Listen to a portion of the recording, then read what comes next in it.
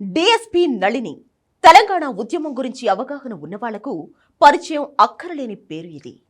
ఉద్యమ సమయంలో ప్రత్యేక రాష్ట్రం కోసం ఏకంగా డిఎస్పీ ఉద్యోగాన్ని త్యాగం చేసి సంచలనం సృష్టించిన అధికారిని ఈమె.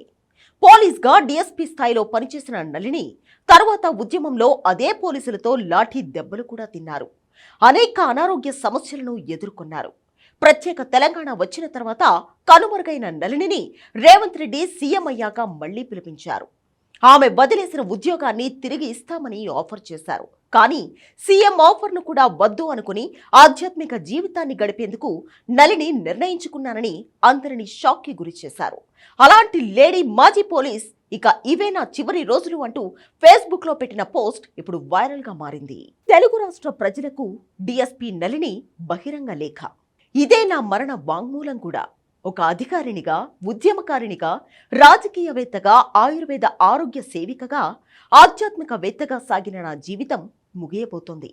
నా ఆరోగ్య పరిస్థితి నెల రోజులుగా సీరియస్గా ఉంది. ప్రస్తుతం క్రిటికల్ పొజిషన్లో ఉన్నాను. 3 రోజుల నుంచి నిద్రలేదు. రాత్రంతా మహామృత్యుంజయ మంత్రాన్ని జపిస్తూ గడుపుతున్నాను. 8 ఏళ్ల క్రితం రెమటాయిడ్ ఆర్థరైటిస్ విలక్షణ బ్లడ్ బోన్ క్యాన్సర్ బారిన పడ్డాను.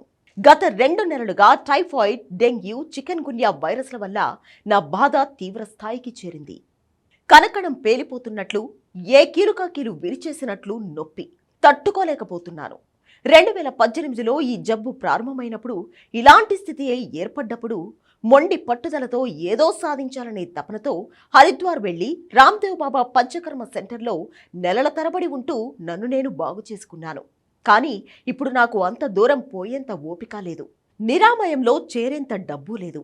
25 ఏళ్ల క్రితమే నా శరీరం non steroidal anti inflammatory drugs కు సెన్సిటివ్ గా మారిపోయింది. నేను ఫార్మసిస్ట్ను కూడా, కాబట్టి అలోపతి మందులకు ఎన్ని సైడ్ ఎఫెక్ట్స్ ఉంటాయో నాకు బాగా తెలుసు.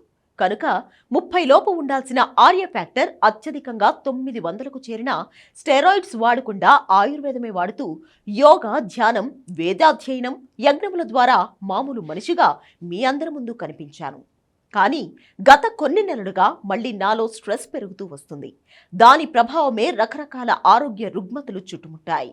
ఇంగ్లీష్ మందులను వాడక తప్పని పరిస్థితి. వాటి సైడ్ ఎఫెక్ట్స్ నా పరిస్థితిని ప్రమాద స్థాయికి చేర్చాయి.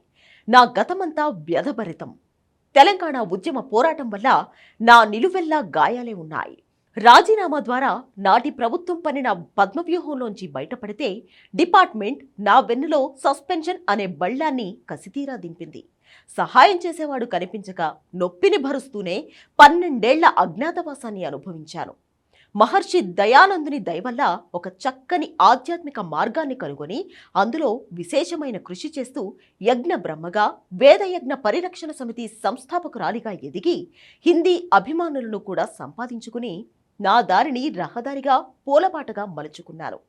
నళిని మళ్లీ వికసించింది. ఇలాంటి తరుణంలో నేటి సీఎం రేవంత్ అధికారంలోకి రాగానే నా ఫైల్ను ఎందుకో తెరిచారు. నాకేదో సహాయం చేస్తానని ప్రకటన చేశారు. వారిని కలిసి నా మనసులో మాట చెప్పాను. సస్పెన్షన్పై విచారణ చేయించి ఇన్ని సంవత్సరాలు ఇవ్వకుండా ఎగ్గొట్టిన సబ్సిస్టెన్స్ అలవెన్స్ సుమారు 2 కోట్లు లెక్క కట్టి ఇవ్వండి అని అడుగుతూ 16 పేజీల స్వీయ లిఖిత రిపోర్ట్ను ఇచ్చాను. వీలైతే వేద విద్యా కేంద్ర స్థాపనకు గ్రాంట్ కూడా ఇమ్మని అడిగాను.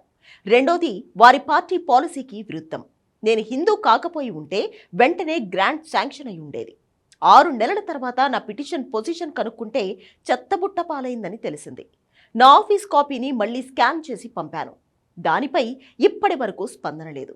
మీడియా మిత్రులకు విజ్ఞప్తి, నేను చస్తే ఎవరు సస్పెండెడ్ ఆఫీసర్ అని రాయకండి.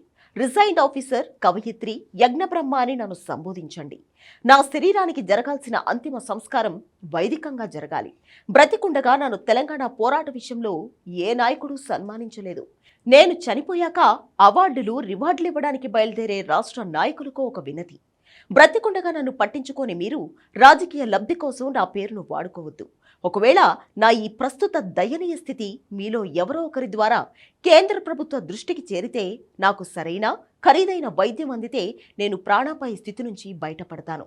లేదంటే ఇంకా 3-4 పుస్తకాలు రచించాలని, 100 VIP యజ్ఞాలు చేయాలని, ఆధ్యాత్మిక కేంద్రం స్థాపించి విద్యార్థులకు శిబిరాలు నిర్వహించి సనాతన ధర్మాన్ని బోధించి వారిని ధర్మ పరిరక్షకులుగా తీర్చిదిద్దాలని, మోక్ష సాధన తీవ్రతరం చేయాలనే ఇలాంటి నా కోరికలు ఈ జన్మలో తీరేలా లేవు.